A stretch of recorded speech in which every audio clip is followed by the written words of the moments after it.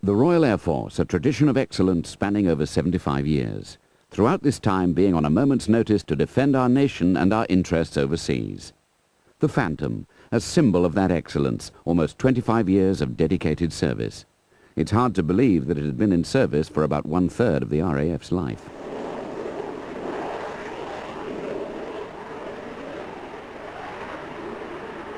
The Phantom was introduced into Royal Air Force service in 1968, and at the time it was the best aircraft in the world in each of its 5 roles: air defense, nuclear strike, close air support, interdiction and reconnaissance. It remained the master of all trades until the mid-1970s, when it became purely an air defense fighter. It was this role to which the aircraft was best suited: supersonic, heavily armed and all-weather look-down, shoot-down capable. Although it proved to be the most successful fast jet in RAF history, the acquisition of the Phantom for the RAF was due to a twist of fate. The TSR-2, a British designed and built aircraft, had been selected in the early 1960s as a replacement for the Hunter, Canberra, and to supplement the strike capability of the V-Force. It turned out to be one of the last all-British military aircraft.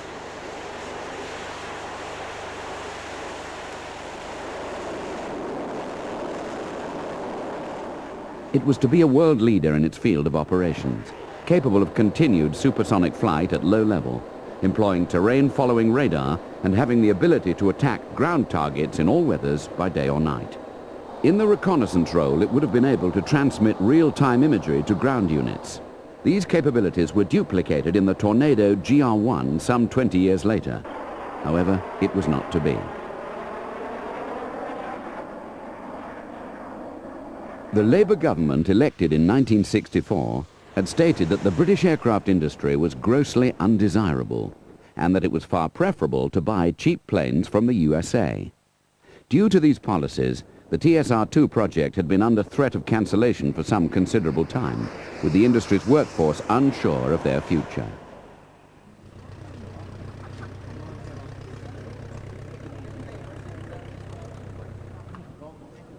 Pressures are being brought upon the government with regard to these projects. Might this be the reason for delays in announcing a decision? No, I don't think so for a moment. No, I think the government wants to consider these matters carefully, and it will come out in due course in a reasonable time with a statement of policy. 2 months later, the project was cancelled, and the British aircraft industry entered a state of rapid decline. The jigs and production machinery for the aircraft were destroyed, thus denying any possible resurrection of the project. All that remains today are 2 museum pieces, one at the Imperial War Museum at Duxford and the other at the Cosford Aerospace Museum. The Soviet war machine, however, continued growing, and the requirement for a new aircraft remained. The only real alternatives came from across the Atlantic. One of these, the TFX, latterly known as the F-111, was a 2-seat all-weather ground attack aircraft. Made by General Dynamics, it had capabilities approaching that of the TSR-2 and was coming into service with the United States Air Force in large numbers.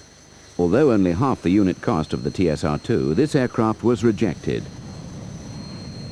The alternative was the McDonnell Douglas F-4 Phantom. The Royal Navy had already ordered a number of these aircraft, and it very quickly became the favoured option. It was cheaper than the F-111, also truly multi-role. And certain modifications would also provide valuable jobs for British industry. So the decision was made, and in 1968 the Phantom FGR-2 entered Royal Air Force service. When the Phantom enters service later this year, it will be the first frontline aircraft the RAF have had new in something like 10 years. The RAF are delighted because the Phantom is far and away the most powerful aircraft they've ever had. It's also by far and away the most expensive. One way and another, over the next 10 years, each of these Phantoms is going to cost something like £2.5 million in dollars. The RAF reckon they've got a bargain. The RAF Phantom is virtually identical to the Navy one. It even has folding wings. About 40% of each Phantom is British, including the 2 Rolls-Royce Spey engines. The Phantom can carry up to 5 tons of weapons, including Sparrow air-to-air guided missiles, 180 rounds of armor-piercing rockets, and the Sidewinder air-to-air infrared missile.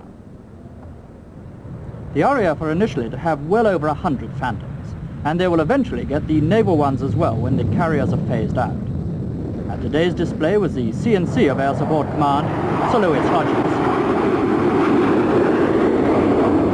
The pilots all seem tremendously enthusiastic about the Phantom. Have you ever flown in her?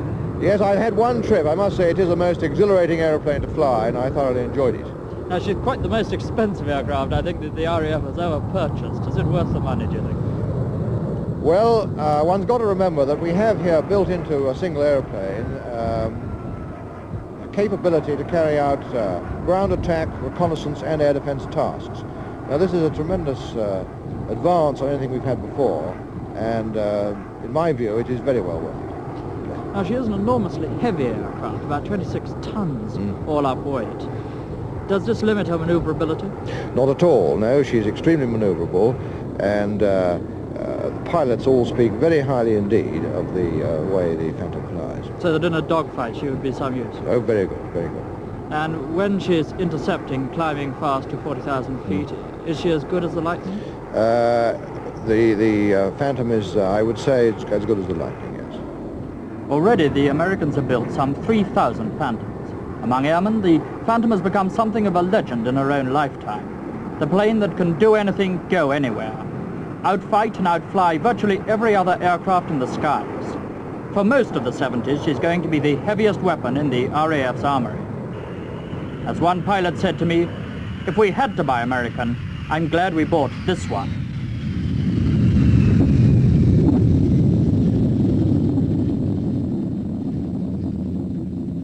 Royal Air Force Coningsby, today still one of the RAF's busiest airfields, operating 6 types of aircraft on a daily basis. It also attracts many other NATO frontline fighters using the North Sea ACMI facility.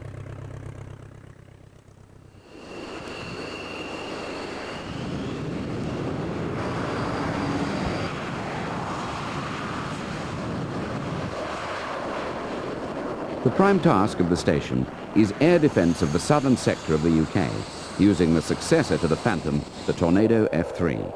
The station is home to 2 frontline squadrons and the Operational Conversion Unit.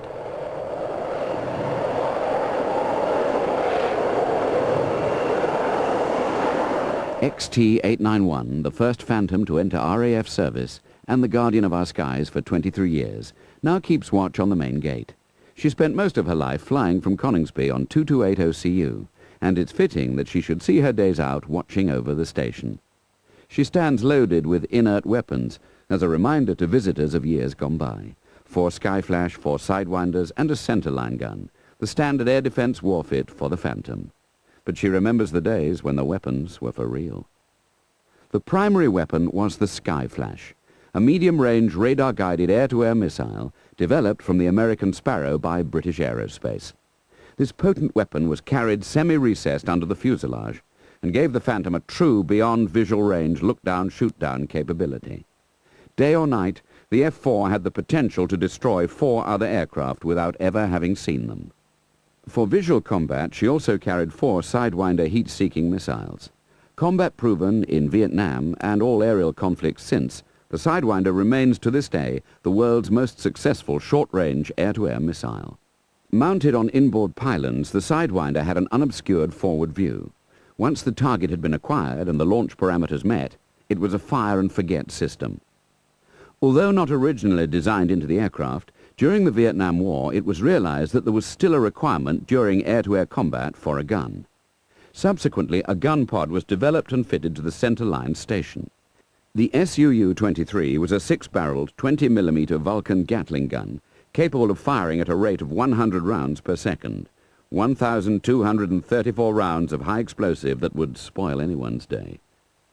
The deterrent value of the Phantom and the best weapons available thankfully had the desired effect. No RAF Phantom ever fired her weapons in anger. After a flying career covering nearly 5,000 flying hours, XT-891 has been sentenced to a permanent ground tour as a result of the options for change policy. Although the guarding job is done with a great sense of pride, we all know that her best days were spent elsewhere.